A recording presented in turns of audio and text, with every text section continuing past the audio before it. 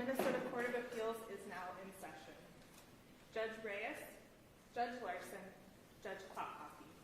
The Honorable Peter M. Reyes, Jr. presiding. Good morning. You may be seated.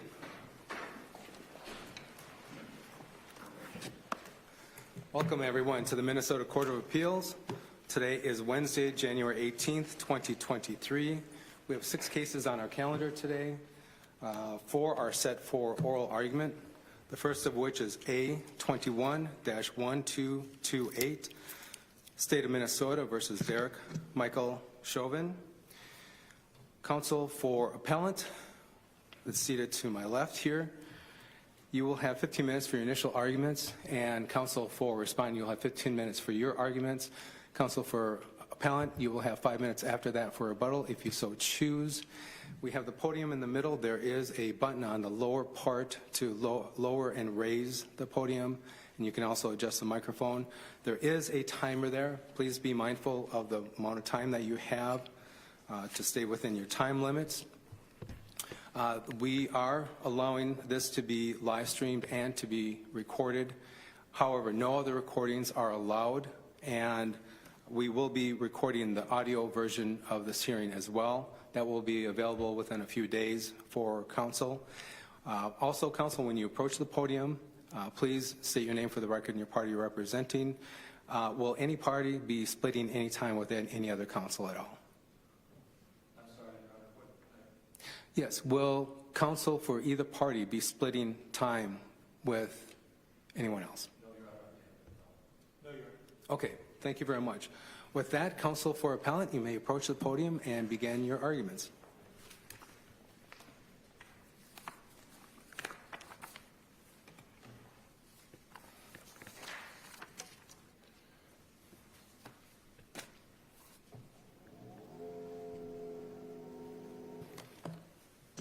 Good morning, Your Honors. My name is William Mormon. I represent appellant Derek Chauvin. May it please the court, counsel. I do want to note, unfortunately, before I begin my argument, I had an oral argument before the Court of Appeals last week, and it wasn't a big problem in that courtroom, but it is here. 8 years ago, I lost my hearing in my left ear, so I've got single-sided deafness that may cause some issues hearing things. In addition, when 2 people are talking, and that can include myself, it all turns into a jumble. So if the court asks me a question in the middle of my argument, which is, of course, legitimate, I may ask you to repeat it. Not a problem. Feel free to let us know at any time, and we'll make sure to try to speak up as loudly as possible to make sure. But please let us know if you have any issues at all. I will, and you'll often see me when you talk tilting my head this way, and that's to direct my ear towards you.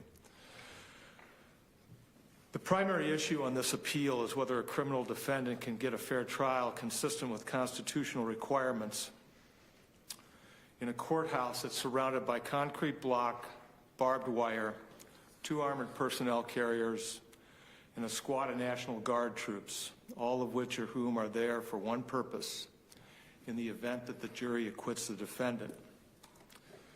I want to begin my argument today, and most of my argument today, focusing on the issue, constitutional issue of the pervasiveness of the pretrial publicity in this case, combined with a factor that's not often found in cases regarding a fair trial, and that's physical pressure on the courthouse and the courthouse participants.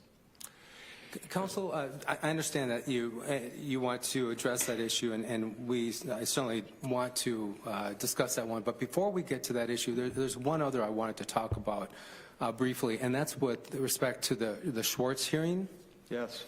And would you agree that with respect to jury questioning, that Chauvin had the opportunity to question all of the jurors, including Juror 52? Yes. Okay. Would you agree that the district court has, under case law, fairly broad discretion on whether to grant or deny a request for a Schwartz hearing? Yes. Okay. And would you agree that case law also recognizes that a district court does not abuse its fairly broad discretion when a defendant has an opportunity to question a juror, even if there is a basis to hold a hearing? That I don't agree with, because of the Because in this case, the juror answered juror questionnaires falsely that were directly relevant to the issues in the case with ferreting out potential juror bias. But that's a fairly accurate paraphrase from the Stofflet case, that a district court does not abuse its broad discretion when a defendant has an opportunity to question a juror, even if there is a basis to hold a hearing. In other words, we give fairly broad discretion to the district court in terms of its decisions. That's true. I think there's an exception when you get a false question to a jury questionnaire. I mean, there were four items we pointed out in our brief. The most important one to me is the questionnaire asked whether or not the participants had attended any kind of rallies or protests related to police brutality, and juror 52 attended the rally in Washington. I don't think rally was the word that was used in that question for the juror. I think the question was protests. Yes. And even in Chauvin's briefing below, as well as the briefing to this court, it identified and referred to that as a march, the event in Washington as a march. And there were specific questions that were asked, but in terms of protests in Minneapolis, and he answered no, which was truthful. He didn't. That's correct. Yeah. But the question on protests, the broad question on protests did not include the word march. And even Chauvin appeared to acknowledge that that was a march. It wasn't a protest. I don't see in the context of this case the difference between those two items. Well, I think it is. Your briefing seems to acknowledge that there is a difference because those two words were not used synonymously. So I don't see how that testimony is false. If I think in terms of a juror questionnaire, the juror questionnaire would get quite lengthy and wordy if you had to tease out every word like that. That's what voir dire is for, though, to be able to expand on the questionnaires and ask those probing questions. And case law is clear that the burden for asking those probing questions is on the defendant. I understand that. I still think in the context of this case, the juror was not forthright in answering that question, yes, and acknowledging that he had attended a rally, protest, march, whatever in Washington that was directly connected to this case.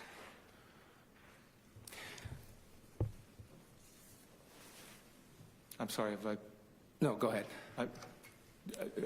You seem to want to ask another question on this. No, go ahead. Okay. Before we leave the Schwartz hearing issue, assuming we agree that the trial court should have held a Schwartz hearing, what would you propose that we do with this appeal? That the case be remanded to the court to hold a Schwartz hearing, and that the district court then make decisions based on the Schwartz hearing. With the rest of the items of your appeal? I'm sorry, Your Honor. How do we handle the rest of the items of your appeal then? We wait until there's a Schwartz hearing, or we decide those questions and then expect a Schwartz hearing? No, you can decide. You certainly can decide the change of venue issue without deciding the Schwartz hearing.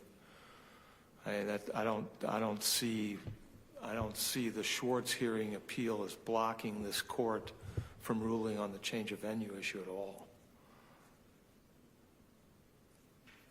Have I responded to your question, Your Honor? That's not the only item you've raised on appeal. No. What do we do with the rest of the issues? The question is it appropriate that we then remand for a Schwartz hearing and continue this appeal, or decide the questions that we can and then order a Schwartz hearing? Clear what you're saying.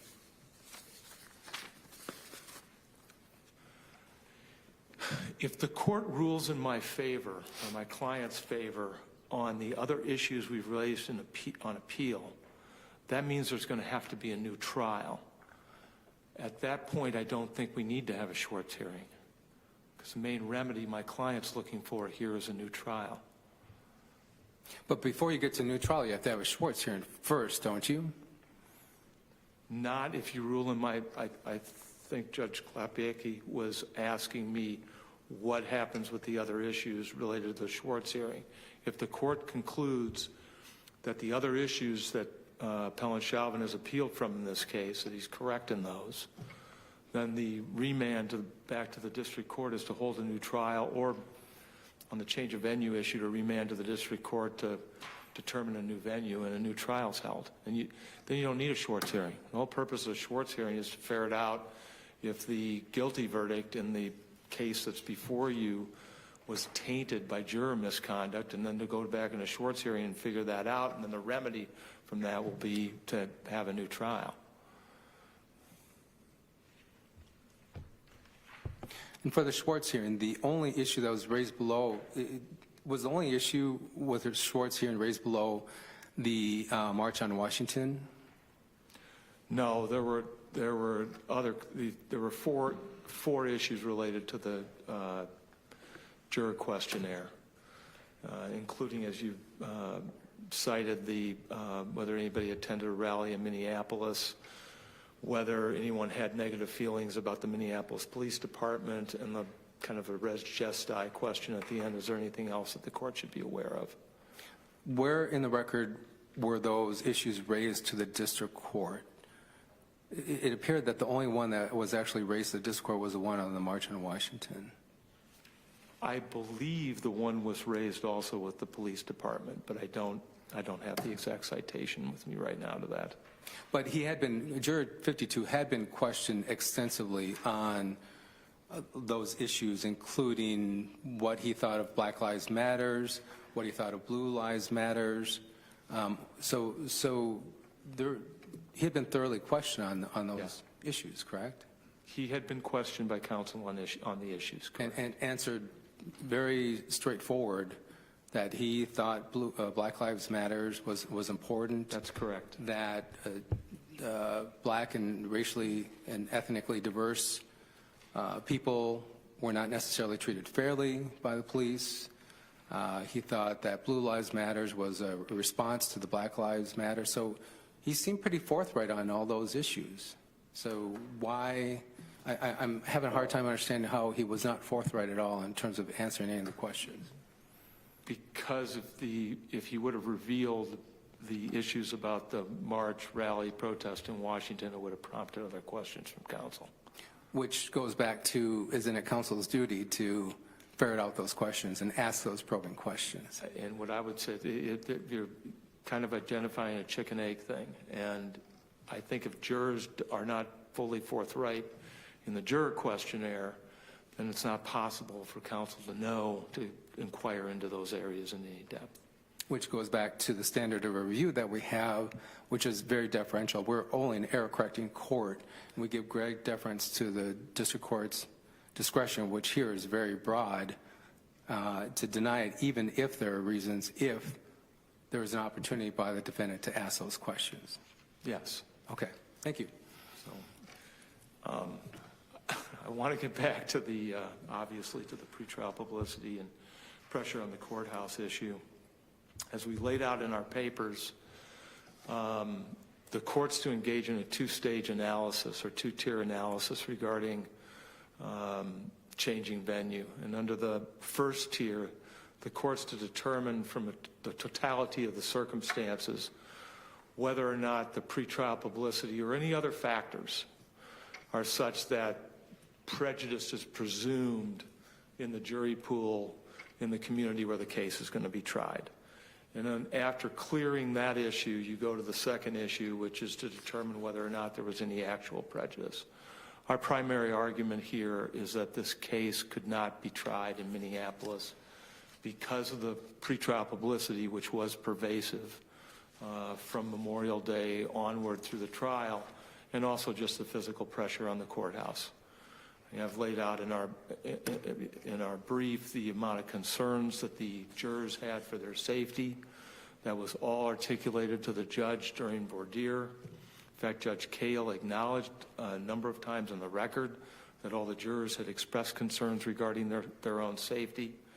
With regard to the trial itself, I believe it was 5 days before closing arguments, the governor ordered the deployment of the National Guard throughout the city. And that was deployment again was ordered because of the upcoming verdict and the concern that if there was an acquittal, there could be riots again. And under the case law that we've cited, I think what makes this case really unique is, again, the riots that occurred. Because there's a few cases, we cited two in our briefing to the court, where you had courts either order a change of venue in the Lozano case or in the Nevers case, which was a habeas petition. The court released a police officer who was tried regarding an incident that occurred in Detroit, where the court laid out that the jury was, the court put it bracing for a riot, and that you can't hold a trial in a community where the jurors are looking at the possibility of a riot in the event that the jurors would acquit the defendant. Has the Minnesota appellate case ever, appellate court ever in Minnesota, ordered a new trial based upon presumptive prejudicial pretrial publicity? I couldn't find a case that did, Your Honor, and the state has argued extensively in the response brief that this two-tiered analysis I've laid out under federal law, under the federal Constitution, somehow doesn't hold in Minnesota. I was very concerned about that issue being raised here today, and in preparing for oral argument, I got onto Westlaw and went searching around for what I could find, and there was a treatise, criminal practice manual. It's called Standard Criminal Practice Manual.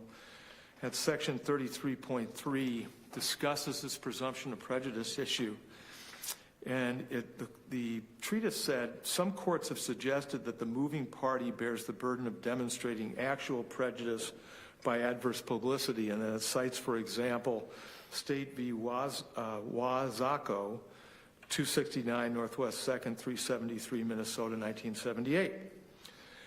The treatise then continues by stating, although the viability of this view is questionable in light of the decisions by the U.S. Supreme Court in Estes v. Texas and Shepard v. Maxwell. My argument here is I would agree with you. From looking at the Minnesota decisions, they seem to imply that even if you have this presumption of prejudice under the federal Constitution, that there's still a requirement to prove actual prejudice. And that's just contrary to the federal court decisions. Aren't those federal court decisions? I'm sorry? Don't those federal court decisions discuss the carnival atmosphere? They do, because When I look at the record here, I'm not observing that kind of quote, carnival atmosphere. the test under those cases is a totality of the circumstances. So the one case you're describing was the Shepard case where there was a carnival atmosphere. The courts were, for instance, the four factors that were discussed in Skilling were non-exclusive factors. The distinction in this case is there's no other case I've seen where there have been the riots such as we had in Minneapolis prior to the trial of this case, coupled with the extensive security at the courthouse. I've got a red light on. Yes, and you will have 5 minutes for rebuttal. Thank you. Thank you, counsel. Counsel for respondent, you also will have 15 minutes for your arguments. Please state your name for the record and the party you are representing, and you may begin when you are ready. Thank you, Judge Reyes, and may it please the court, Neil Katyal for the state of Minnesota. The evidence at trial showed that on May 25th, 2020, George Floyd died at the hands of 4 police officers. Defendant Derek Chauvin pressed his knees into Floyd's neck and back. Another officer knelt on Floyd's back and held his handcuffed arms. A third restrained his legs. And a fourth held back onlookers who begged the officers to stop. Together, they pushed Floyd down onto the unyielding pavement for 9 minutes and 29 seconds. 9 minutes, 29 seconds. During the first minutes, Floyd pled with Chauvin, saying over 25 times, "I can't breathe." At no point did Chauvin provide Floyd any medical care, even after Floyd stopped breathing and moving, and even after Officer King told Chauvin that Floyd didn't have a pulse. When did he tell him that, counsel? Excuse me? When did he tell him that? in the course of the events. It's about, I think, about 5 to 6 minutes in. Okay, and thank still no medical assistance was rendered. What followed, Your Honor, was one of the most transparent and thorough trials in our nation's history. The court and parties painstakingly selected a jury over 2 weeks. 44 witnesses testified. Jurors watched video footage and heard from bystanders. They learned Chauvin was trained against prone restraints because of positional asphyxia, which is the very thing that killed Floyd. And the jury found Floyd guilty on all counts. Now, Chauvin's many arguments before this court do not come close to justifying reversal. There was no abuse of discretion nor actual prejudice, and to the contrary, Judge Cahill managed this trial with enormous care. And even if Chauvin could identify some minor fault, any error is harmless. The evidence of Chauvin's guilt was captured on video for the world to see. I'd like to start with where the court did the Schwartz hearing. Now, I acknowledge my opponent said that that wasn't the primary issue before the court, but since it's where the court started, I'd like to make 5 points about it. First, Chauvin forfeited this argument before this court and before the district court, and he has to run the table on forfeiture because we're going to be in the land of abuse of discretion, as Your Honor was saying, and indeed plain error review. In the context of Schwartz hearings, he has a special obligation to raise this at the earliest opportunity, and as Judge Reyes, you pointed out, Chauvin had an opportunity to question Juror 52 during voir dire. Indeed, an extensive opportunity. The transcript reveals 35 pages of questions to Juror 52 during the voir dire, a very extensive process. And as Judge Reyes, you were saying, it's not as if Juror 52 was some sort of closeted Trojan horse that was, designed to, trying to hide his views. He was as forthright as possible, time and again, about his views that he had seen police brutality. He believed that the police department discriminated, and that he thought this was a historic case and wanted to be on it. At the same time, he also said he could render an impartial verdict, that some of his friends were police officers and law enforcement officers, and the defense made the strategic choice not to strike him. Indeed, they were left with 3 strikes at the end, 3 unused peremptories. Judge Cahill gave 18 peremptories to the defense. Normally, he'd be entitled to 5. 3 of them were left unused. The Warren case says that's a very good indicia that they were satisfied with the claims made with Juror 52. Now, my opponent says that he made many of these claims before the district court, but Judge Reyes, you're absolutely right. The claim that was made before the district court as to why Juror 52 lied was a claim about whether he had attended any protests in Minneapolis. And obviously, there's no evidence that he did, and that's why I think Judge Cahill denied the Schwartz hearing. So that's the first point. The second is, I think my opponent ignores the procedural posture here. The question is not, would a Schwartz hearing have been a good idea or something like that? You're not independently asking that. You're rather asking the question on appeal, which is, was it an abuse of discretion not to have the Schwartz hearing? And there is deference, very strong deference, given to the trial court. That is what the Benedict case says, and as well, Your Honor, Judge Reyes, what you were pointing out, the Tou Thao case says that as well. The third thing is that I think my opponent's brief misstates the law about larceny, because they quote one sentence from larceny, which says that they can make a prima facie case, but then it goes on to say that the state can rebut that prima facie case, and only if a juror has quote necessarily lied do you get a Schwartz hearing.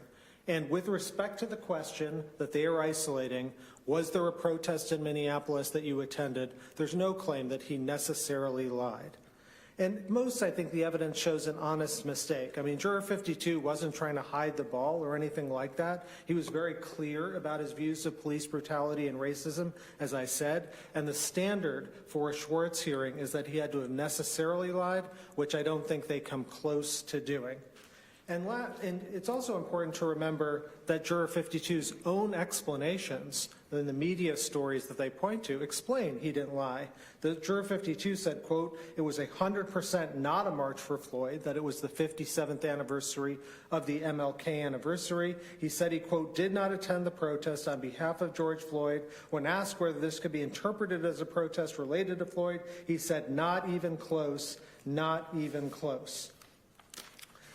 And, Counsel, you would acknowledge, though, that there were people who were discussing, advocating, and speaking on the death of George Floyd and this particular case here, correct? Sure, Your Honor, absolutely, but I don't think that makes it a necessary lie. And I think the reason why that question is on the questionnaire, which is formulated with input from both sides, is because you're trying to ferret out someone's attitudes as a juror. Are you trying to see, do they have some sort of bias or predisposition to rule a certain way?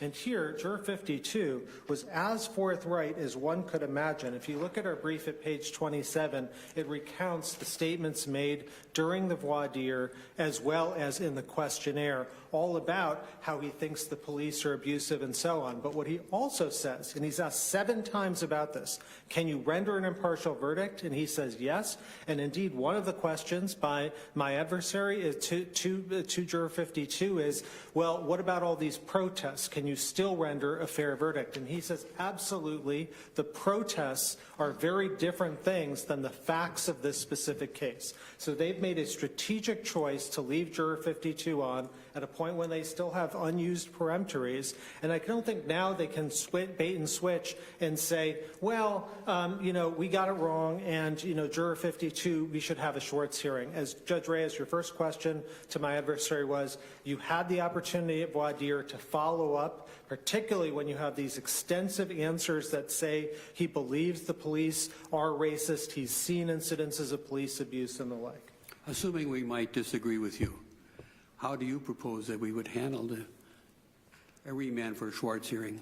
Yeah, I think you would remand for only the Schwartz hearing and nothing else. I'd caution the court very strongly against that, because if you do that here, then you're going to have it in every high-profile case. Remember, Your Honor, the Minnesota Supreme Court in the Larson case said that you have to be careful about accusations against jurors, and this was before an age of social media. I mean, if what they've done here, this kind of sandbagging is permitted, in every high-profile case, the defense, after a guilty verdict, will scrutinize the jurors' Twitter, Facebook, social media. I appreciate that argument. My query is more to what do we do with the rest of the issues on appeal?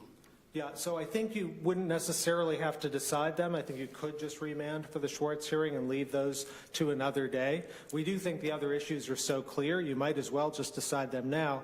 I'm happy to turn to the other issue he focused on venue, but I'm also happy to answer any other Schwartz questions first. Actually, I have a different question on the cumulative testimony. 7 witnesses testify. Why isn't that piling on? Why isn't that considered cumulative?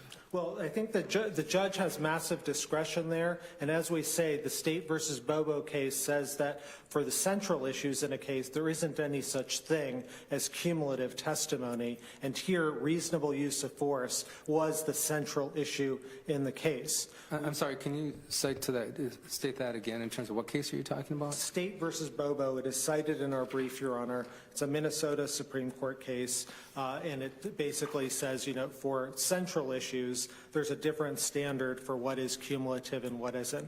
We also don't think that it would be reversible error under any circumstance, because cumulative just simply means that's more additional evidence. There's no case that says you would reverse or something because of the presentation of cumulative testimony. And that's particularly so here because each of the 7 witnesses testified from a different perspective. And remember, the defense was trying to pick off each of these witnesses, attacking them. They said, for example, Chief Arredondo was just a desk officer, an administrator. He hadn't been in the field.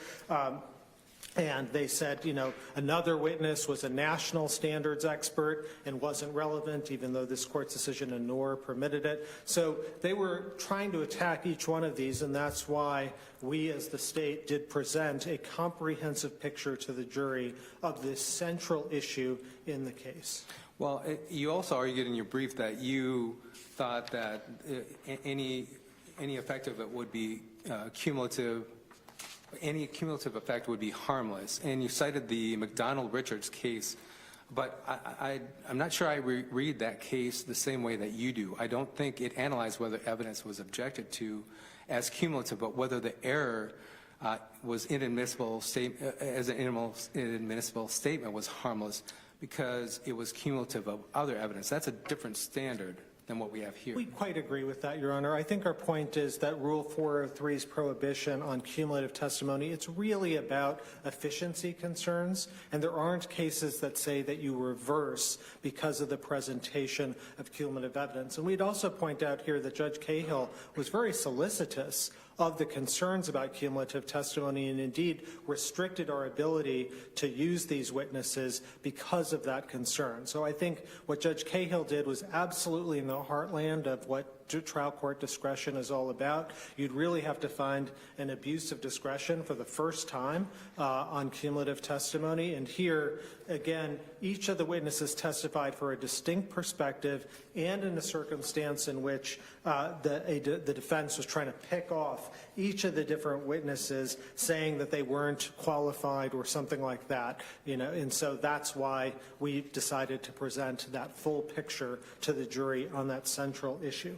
Counsel, appellant cites to a lot of the case law related to having too many expert witnesses. Could you clarify for me how many of these witnesses were called as expert witnesses and how many were called as fact witnesses? Yeah, I believe that there were 7 witnesses called, and the one case that they cite, Deshay, I don't think comes close to saying what they are saying. That was about a gang witness that was testifying, and indeed at page 888, the court says that that expert testimony, quote, may add precision or depth to the jury's ability to reach conclusions about matters that are not within their experience. And indeed, the bottom line of Deshay is very much supportive of our position.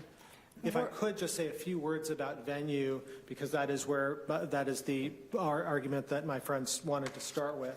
And I'd say 5 things. First is that they don't meet the standard, as Judge Reyes, you were suggesting, of clear abuse of discretion and actual prejudice. Presumed prejudice has almost never happened. Your Honor, as you were saying, the one example is Shepard. And in Shepard, what the U.S. Supreme Court said is even in that Bedlam proceeding, if a trial judge managed it correctly through voir dire and through instructions to the jury, even with that Bedlam, that would have been permissible. Here, the district court used extensive procedures for a fair trial. The jury questionnaires, individual voir dire, lasting 2 weeks. The Skilling case, the U.S. Supreme Court held it with a 5-hour voir dire in a far more carnival-like atmosphere than the one that was going on in this case. There were 18 strikes given to them. The Warren case says, on venue challenges, if you have unused strikes left at the end, that's a very good indicia that the defense was happy with the jury.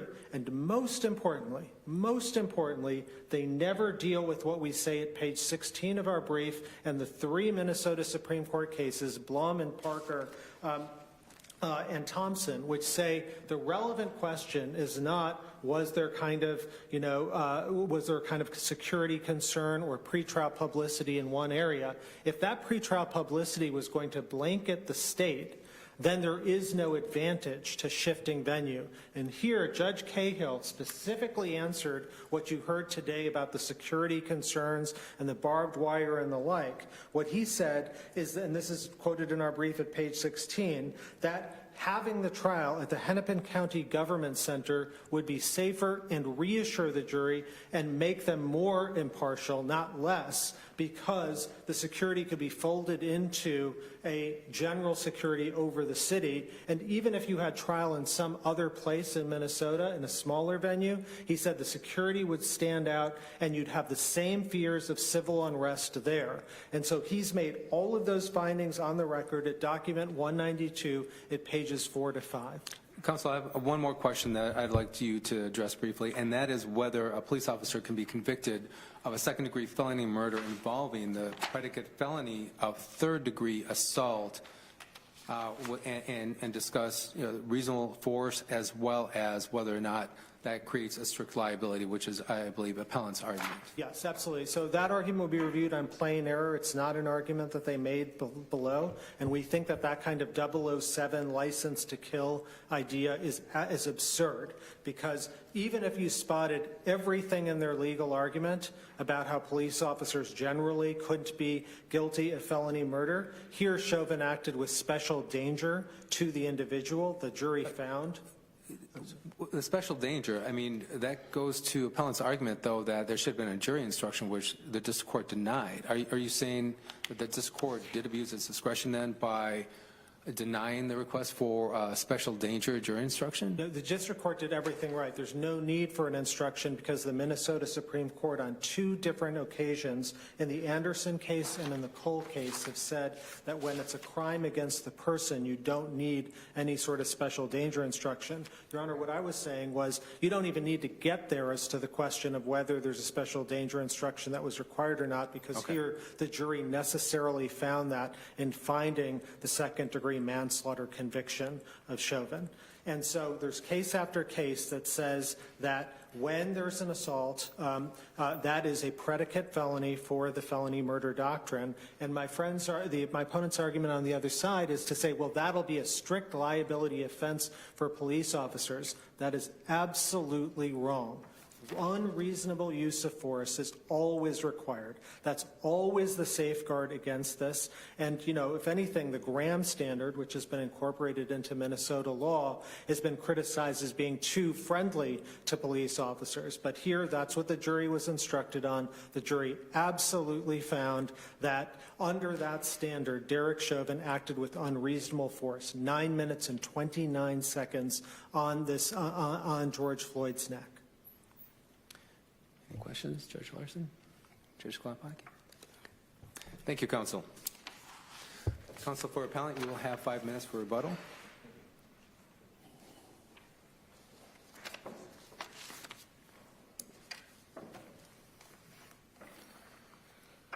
I want to start off the rebuttal by dealing with the second-degree murder charge. Nobody is suggesting that there's any 007 thing. The problem with using the felony murder rule under the second-degree murder statute is there's no intent. There's no intent instruction. Well, there's an intent instruction. There's a general intent instruction because you have the assault. That's a general intent offense. Fair enough. I'm sorry. The problem with a police officer, the intent instruction for assault, and I don't want to waste a lot of time on this, is the intent to touch. Minnesota Supreme Court has held it's not the intent to injure somebody. And the problem with a police officer when they are arresting somebody is they have to touch them.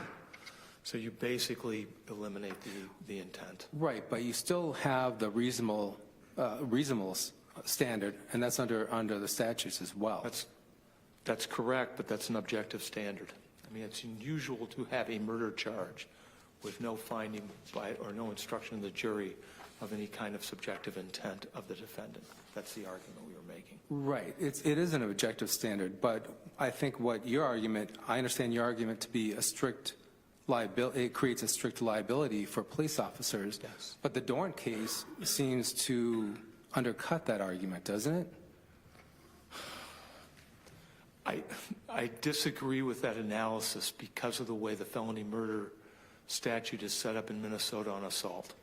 As we've laid out in our papers, Minnesota is a minority of jurisdictions where assault, most states do not allow felony murder where the predicate felony is an assault. Right, right. And I understand that argument, but we're an error-correcting court. If that is going to change, that has to be changed by the Minnesota Supreme Court or the legislature. That's not for us to change that. And I made that clear in my brief. Okay. I said that in my brief.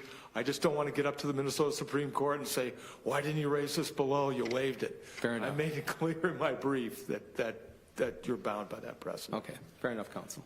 I want to get back to the venue issue. I want to make a couple of points with it regarding to the presumption of prejudice. Number one, it's not subject to any kind of abuse of discretion standard. That is a de novo review.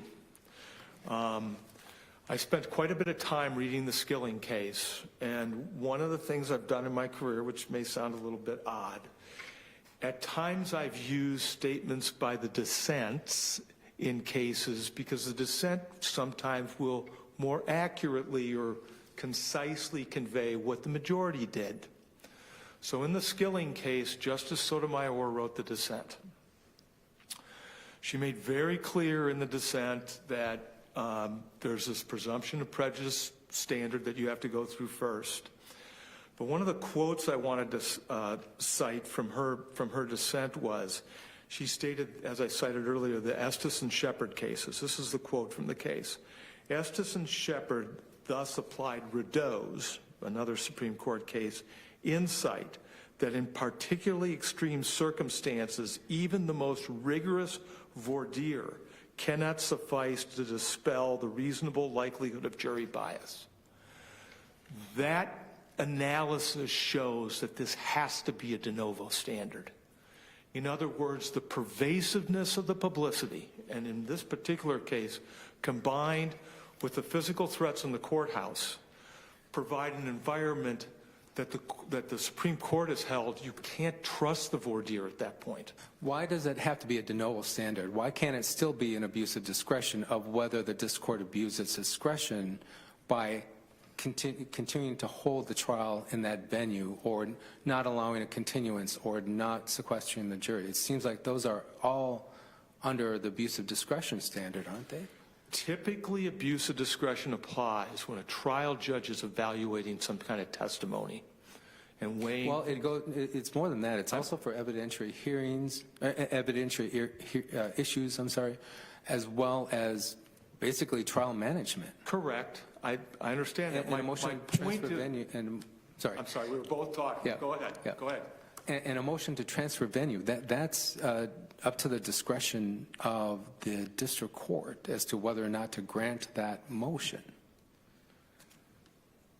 Not under the first tier that I laid out. I'm getting really short on time. One factor I want... That's okay. And just to let you know, if you need a little bit more time to answer this question, that's fine. Thank you. I'm sorry, do I have a question pending? Yeah, here's my I see where you're coming from, but I think isn't the overarching standard of review abuse of discretion, but a district court can abuse its discretion if it applies the law erroneously. So I see your argument in terms of whether or not the district court appropriately applied the law, but isn't that under the abuse of discretion standard? No, it's de novo. And the reason I laid out the quote from the Skilling case was the trial court's judge's analysis of voir dire is subject to abuse of discretion because the judge is watching the jurors and the like. As Justice Sotomayor laid out in the dissent, coming from the majority opinion, the Tou Thao case, there are some cases that are so extreme that even rigorous voir dire is not going to overcome a juror's bias. That to me reflects the fact that it has to be a de novo standard because the jury voir dire doesn't matter. Before I end, the one last thing I wanted to say, and I wanted to say this at the beginning, the other problem with this case that makes it very unique is Mr. Keitel laid out that no matter where this case got moved, it wouldn't matter because people would know about it and the like. The difference here is the jurors that sat on this jury had a stake in the outcome of the case because they lived here where the riots occurred. If this case gets moved out state, the likelihood of having riots in the community where the jurors are living, I believe, will be zero. Thank you. Judge Larson, Judge Klopek, any other questions? We ran a little bit over, but I want to make sure that you had the opportunity to answer the question fully. So thank you very much. Thank you, Your Honor. Counsel for both parties, thank you very much for the briefing. It was very extensive, very thorough, and we appreciate that. Oral arguments were excellent. We will be issuing our opinion within the 90-day statutory time frame. Thank you all. Take care and stay safe.